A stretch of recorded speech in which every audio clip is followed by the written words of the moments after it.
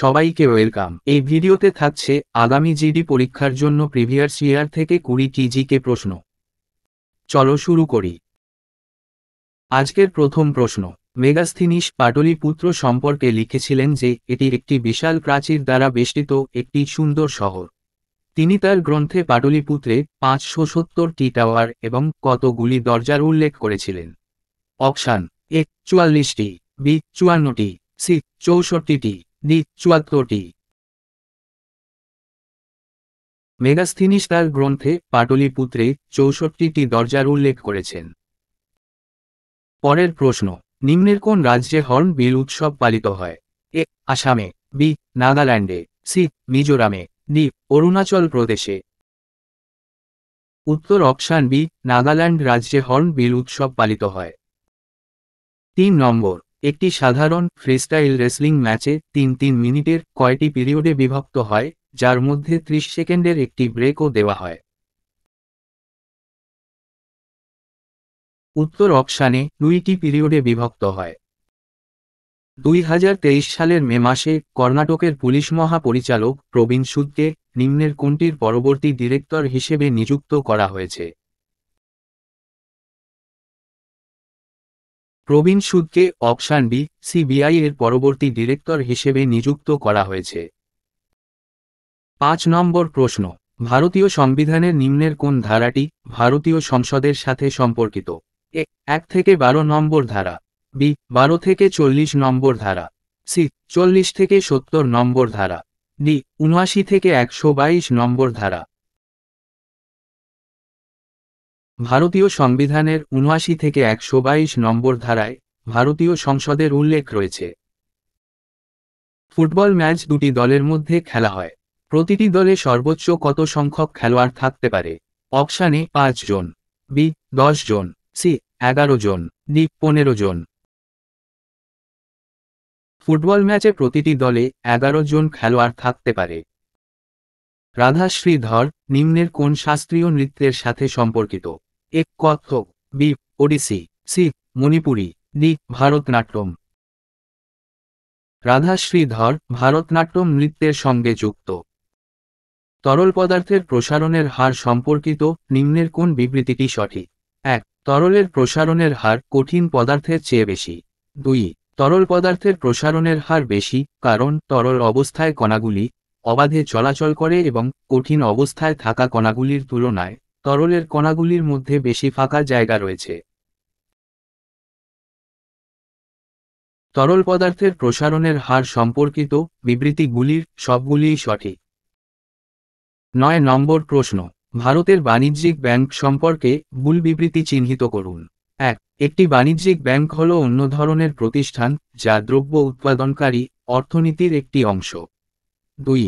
ব্যাংকগুলি জনসাধারণের কাছ থেকে আমানত গ্রহণ করে এবং সেই আমানতের একটি অংশ তাদের ধার দেয় যারা ঋণ নিতে চায়। ভারতের বাণিজ্যিক ব্যাংক সম্পর্কিত বিবৃতিগুলির কোনোটিই সত্য নয়। ভারত কবে প্রথমবারের মতো ক্রিকেট বিশ্বকাপের বিজয়ী হয়েছিল?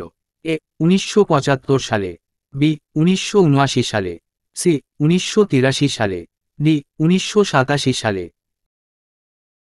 ভারত প্রথম ক্রিকেট বিশ্বকাপের বিজয়ী হয় 1983 সালে। 11 নম্বর প্রশ্ন, সম্প্রতি হেলিকপ্টার দুর্ঘটনায় মারা গেলেন ইব্রাহিম রাইসি, তিনি কোন দেশের রাষ্ট্রপতি ছিলেন? অপশান: এ ইরানের, বি ইরাকের, সি সৌদি আরবের, ডি ইসরায়েলের। ইব্রাহিম রাইসি ইরানের রাষ্ট্রপতি ছিলেন। 2024 আইপিএল জিতল নিম্নের কোন team? A Gujarat Titans, B Rajasthan Royals, C Kolkata Knight Riders, D Royal Challengers Bangalore. 2024 IPL জিতল কলকাতা নাইট রাইডার্স। কত সালে টিপু সুলতান মহীশূরের শাসক হন? এ 1782 সালে, বি 1786 সালে, সি 1792 সালে, ডি 1803 সালে। টিপু সুলতান 1782 সালে মহীশূরের শাসক হন। নিম্নের কোথায় সিকিমের প্রথম রেলওয়ে স্টেশন উদ্বোধন করলেন নরেন্দ্র মোদী? সিকিমের প্রথম রেলওয়ে স্টেশন স্থাপিত হল রংপোতে। 15 নম্বর প্রশ্ন, নিম্নের কোন ক্লাব আই লিগ 2023-24 খেলেছিল? 1. Punjab FC. 2. Mohammedan sporting club. Club দুটির মধ্যে শুধুমাত্র 2 নম্বর দলটি আই লিগ 2023-24 খেলেছিল। ভারতের নিম্নের কোন রাজ্যে নংক্রেম উৎসব পালিত হয়? এ. মেঘালয়ে। বি. রাজস্থানে। সি. মধ্যপ্রদেশে। ডি. তামিলনাড়ুতে। নংক্রেম উৎসব পালিত হয় মেঘালয়ে।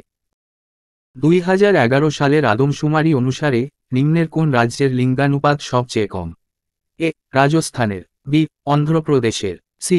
মধ্যপ্রদেশের। ডি. তামিলনাড়ুর। লিঙ্গানুপাত সবচেয়ে কম রাজস্থানের। 18 নম্বর, নিম্নলিখিত গুলির মধ্যে কে একজন কৃষি বিজ্ঞানী যিনি ভারতের সবুজ বিপ্লবে গুরুত্বপূর্ণ ভূমিকা পালন করেছিলেন?